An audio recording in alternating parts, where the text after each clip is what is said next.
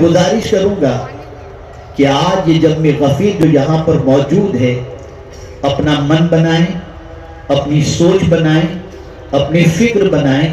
کہ یہاں سے جو پیغام آپ کی سماعتوں کے حوالے کیا جائے گا ان پیغام پر عمل بھی کرنا ہے اور اپنی زندگی کو اس کے سانچے میں ڈھالنے کی کوشش بھی کرنی ہے۔ میرے پیارے آقا صلی اللہ علیہ وسلم کے پیارے دیوانوں، قرآن مقدس میں رب قدیر جل جلالہ نے فرمایا وَكَذَلِكَ جَعَلْنَاكُمْ أُمَّةً وَسَطًا، اور یوں ہی ہے کہ ہم نے تم کو بہترین امت بنایا۔ میرے پیارے آقا صلی اللہ علیہ وسلم کے پیارے دیوانوں، اللہ کے رسول صلی اللہ علیہ وسلم کی یہ امت جسے امت مصطفیٰ جان رحمت صلی اللہ علیہ وسلم کہا جاتا ہے، یہ سارے نبیوں کی امت میں سب سے افضل و اعلیٰ امت ہے، بہترین امت ہے، اور اس بہترین اور افضل و اعلیٰ امت کے ہونے کی خبر خود پروردگار جل جلالہ نے عطا فرمائی۔ میرے پیارے آقا صلی اللہ علیہ وسلم کے پیارے دیوانوں، وسط کے معنی درمیان کے ہوتے ہیں، اور یاد رکھیں جو درمیانی چیز ہوتی ہے وہ بڑی اہم ہوا کرتی ہے۔ اسی لیے آقا کریم صلی اللہ علیہ وسلم نے ارشاد فرمایا خیر الامور اوسطها، بہترین کام درمیانی کام ہوا کرتا ہے۔ آپ اندازہ لگائیں میرے پیارے آقا صلی اللہ علیہ وسلم کے پیارے دیوانوں، آج کا مسلمان تباہی اور بربادی کے دہانے پر جو پہنچا ہوا ہے اس کے کئی اسباب میں سے ایک سبب یہ بھی ہے کہ مسلمان کہیں گیا تو بہت زیادہ گیا، کہیں رکا تو بہت زیادہ رک گیا، درمیان کے پہلو کی طرف اس نے توجہ نہیں دی۔ میں اس کے حوالے سے قرآنی بہت ساری آیتیں آپ کی سماعتوں کے حوالے آج کروں گا تاکہ آج آپ یہاں سے اللہ اور اس کے رسول کے پیغام کو اس طریقے سے سینے میں اتار کر کے جائیں کہ جس کی وجہ سے آپ اس پر عمل کرنے کے بعد اپنی دنیا بھی سنوار لیں اور اپنی آخرت بھی سنوار لیں۔ آئیے میں آپ کو بتاؤں جو چیز درمیان میں ہوتی ہے اس کا مقام کتنا عرف و اعلیٰ ہوتا ہے۔ میرے پیارے آقا صلی اللہ علیہ وسلم کے پیارے دیوانوں، اپنی زندگی کے 3 ادوار کے حوالے سے غور کریں۔ شاید کہ بہت سارے تیسرے دور کے اندر داخل نہیں ہوئے اور بہت ساروں کا پہلا دور بھی گزر چکا ہے، لیکن اس وقت جس دور سے اتنا بڑا مجمع گزر رہا ہے وہ جوانی کا دور ہے۔ آپ دیکھیں انسان کی زندگی کے 3 دور ہوا کرتے ہیں، 3 ادوار ہوا کرتے ہیں، ایک بچپنا، ایک جوانی، ایک بڑھاپا۔ لیکن اب آپ دیکھیں بچپنے کی کیفیت کا اندازہ لگائیں اور بڑھاپے کی کیفیت کا اندازہ لگائیں اور پھر جوانی کو دیکھیں تو یہ جوانی درمیانی ہماری عمر ہے، یہ جوانی درمیان میں آتی ہے، بچپن اور بڑھاپے کے درمیان جوانی ہے۔ اور یاد رکھیں اگر کسی نے اپنی جوانی سنوار لی اس نے اپنی زندگی سنوار لی، کسی نے اپنی جوانی برباد کر دی اس نے اپنی زندگی برباد کر دی۔ آقا کریم رؤوف الرحیم علیہ تحیت و تسلیم کے نزدیک جوانوں کا بڑا اونچا مقام ہے، جوانوں کا بڑا اونچا درجہ ہے، جوانوں کی بڑی اہمیت ہے۔ آج اگر ہم دیکھیں تو ہماری قوم کا جوان جس کی عمر کو تعلیمی کام کے اندر گزارنا چاہیے، تعمیری کام میں گزارنا چاہیے، فلاحی کام کے اندر گزارنا چاہیے، لیکن ہم دیکھتے ہیں کہ ہماری قوم کا جوان آج علمی اعتبار سے، اخلاقی اعتبار سے، ہر اعتبار سے اگر دیکھا جائے تو پسماندگی کا شکار نظر آتا ہے۔ آئیے جوانوں، میں تمہیں رسول اعظم صلی اللہ علیہ وسلم کے کچھ ارشادات جوانوں سے متعلق بتاؤں کہ جوان کی اہمیت اللہ کے رسول صلی اللہ علیہ وسلم نے کیا بیان فرمائی۔ میرے آقا صلی اللہ علیہ وسلم ارشاد فرماتے ہیں جو جوان صبح کے وقت عبادت کرتا ہے اس کا مقام اس بوڑھے کے بڑھاپے میں عبادت کرنے والے کے مقابلے میں ویسا ہی ہے جیسا رسولوں کا مقام امتیوں کے اوپر ہوا کرتا ہے۔ اے رسول اعظم صلی اللہ تعالی علیہ وسلم کے دیوانوں،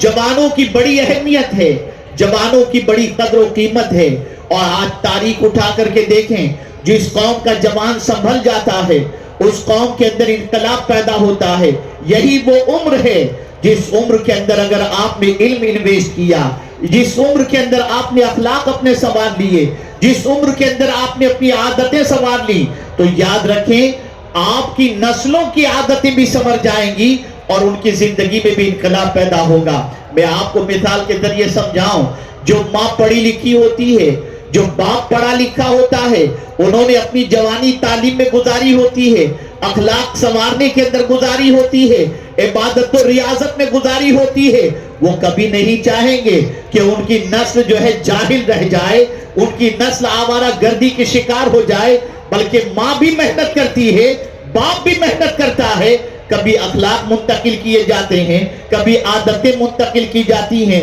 کبھی علم منتقل کیا جاتا ہے، نتیجتاً ایک اچھے معاشرے کی تشکیل ہوتی ہے۔ میں پوچھنا چاہتا ہوں، جو باپ خود گٹکھا کھا رہا ہو، جو باپ خود شراب پی رہا ہو، جو باپ خود جوانی کے عالم کے اندر ڈرگز استعمال کر رہا ہو، بھلا اس کی نسلوں سے آپ کیا امید رکھ سکتے ہیں؟ اس کی نسلوں کے سنورنے کے حوالے سے کیا توقع رکھ سکتے ہیں؟ ایک بیٹا اپنے باپ کو جب سگریٹ پیتے دیکھتا ہے تو ظاہر سی بات ہے کہ وہ بیٹا باپ کے نقش قدم پر چلنے کی کوشش کرے گا، وہ بیٹا باپ کی عادتوں کو اختیار کرے گا۔ اور آج کا ماحول تو اتنا بدترین ماحول ہو گیا کہ باپ اور بیٹے مل کر ساتھ میں سگریٹ بھی پیتے ہیں، ساتھ میں پکچر بھی دیکھتے ہیں اور ساتھ میں گٹکا اور تمباکو کھاتے ہوئے بھی نظر آتے ہیں۔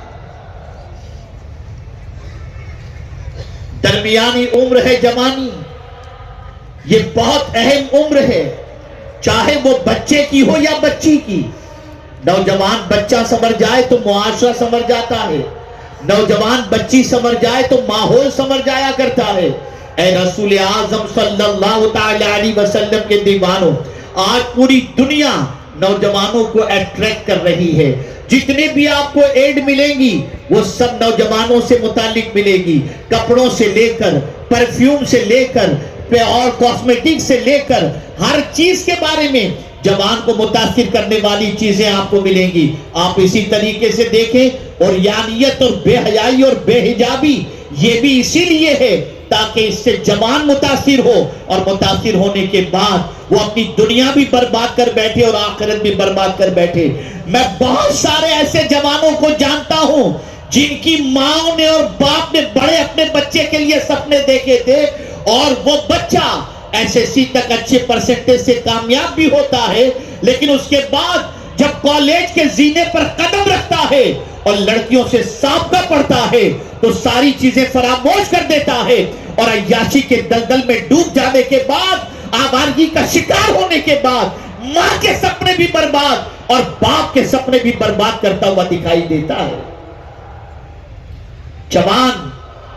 بہت اہم سرمایہ ہے،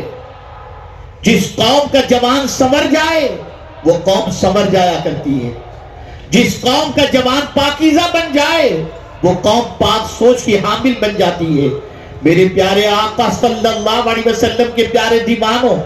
اللہ عز و جل جوانوں کے بارے میں فرماتا ہے، رسول اعظم صلی اللہ علیہ وسلم نے فرمایا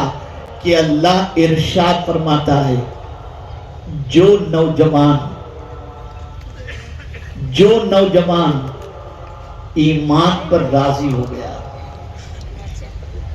تقدیر پر راضی ہو گیا، اور میری دی ہوئی روزی پر قناعت کرتے ہوئے اس سے راضی ہو گیا، اور خواہشات نفسانی پر کنٹرول، میری خواہش، میری رضا کی خاطر کیا، اللہ عز و جل ارشاد فرماتا ہے اس نوجوان کا مقام میرے نزدیک فرشتوں جیسا ہے، فرشتوں جیسا ہے۔